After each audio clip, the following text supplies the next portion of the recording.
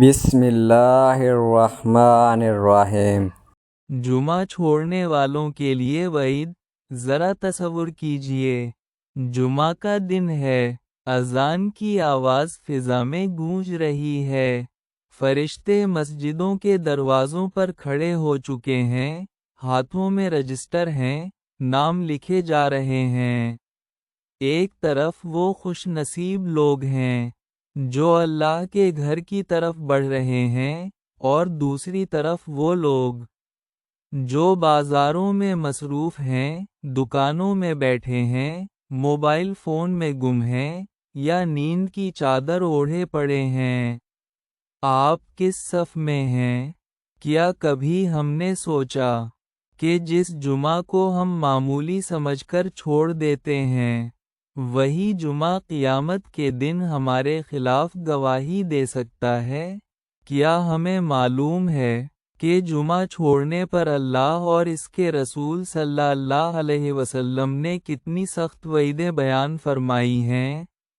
کیا ہم جانتے ہیں کہ مسلسل جمعہ چھوڑنے سے دل پر مہر لگ جاتی ہے؟ یہ ویڈیو صرف سننے کے لیے نہیں، یہ ویڈیو خود سے سوال کرنے کے لیے ہے۔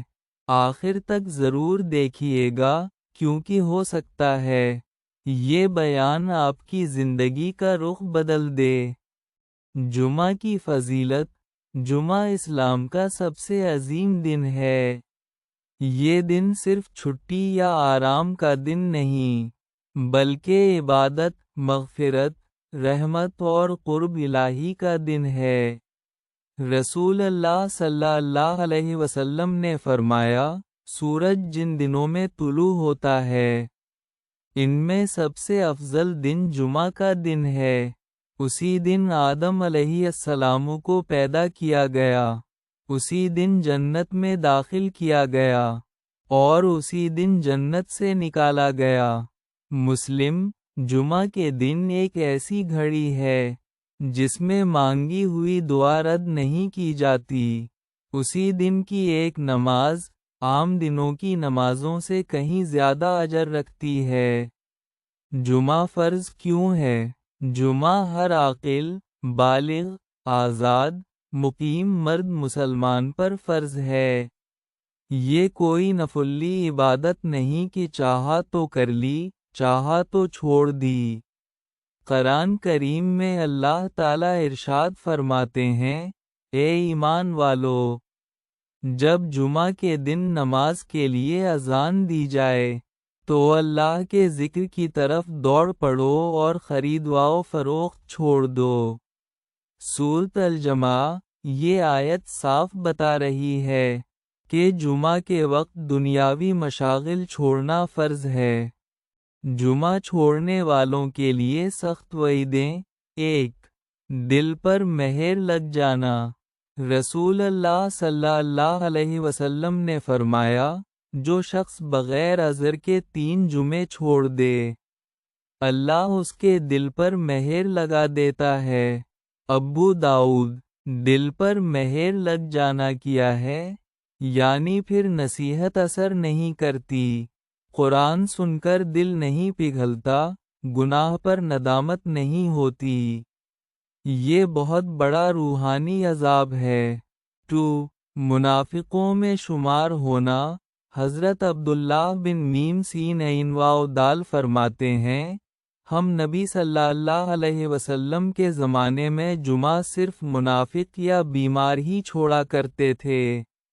سوچئے، جمعہ چھوڑنا انسان کو کس صف میں کھڑا کر دیتا ہے؟ 3۔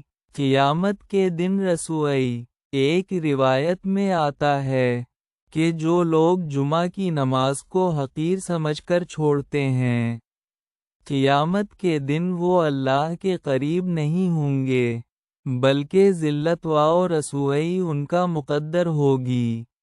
معمولی بہانے اور ہماری کوتاہی۔ کاروبار کا بہانہ۔ کیا رزق جمعہ کی نماز سے زیادہ ضروری ہے؟ اللہ خود فرما رہا ہے، خرید و فروخت چھوڑ دو۔ نیند کا بہانہ۔ کیا فجر کے بعد کی نیند جمعہ سے زیادہ قیمتی ہے؟ سستی اور لاپرواہی یہ سب سے خطرناک وجہ ہے کیونکہ یہ ایمان کو کھوکھلا کر دیتی ہے۔ جمعہ چھوڑنے کے روحانی نقصانات 1. دل کی سختی 2. دعاؤں کا رد ہونا 3. عبادت میں لذات ختم ہونا 4. گناہوں پر دل کا بے حس ہو جانا۔ جمعہ کی تیاری اور آداب 1.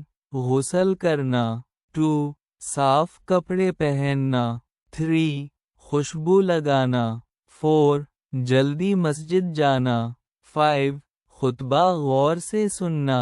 یہ سب اعمال جمعہ کے اجر کو کئی گنا بڑھا دیتے ہیں۔ صحابہ کاف رے الف میم کا جمعہ سے تعلق۔ حضرت عین میم رے جمعہ کے دن فرماتے، جو شخص جمعہ چھوڑے اس کے اسلام پر شک کرو۔